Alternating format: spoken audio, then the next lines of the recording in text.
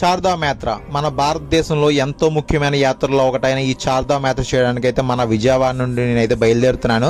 చార్ధామ్ యాత్ర సంబంధించిన full videos మన యూట్యూబ్ ఛానల్లో ఉన్నాయి, లింక్ బయోలో ఉంది, ఒకసారి వెళ్ళి చూడండి. అలాగే చార్ధామ్ సంబంధించిన ఫుల్ ఇన్ఫర్మేషన్ అయితే ఈ రీల్స్ రూపంలో కూడా మీకు అందిస్తాను. మన ఛానల్ అయితే ఫాలో అవ్వడం మాత్రం మర్చిపోకండి. ఇప్పుడైతే నేను విజయవాడ రైల్వే స్టేషన్ దగ్గరికి వచ్చేసాను.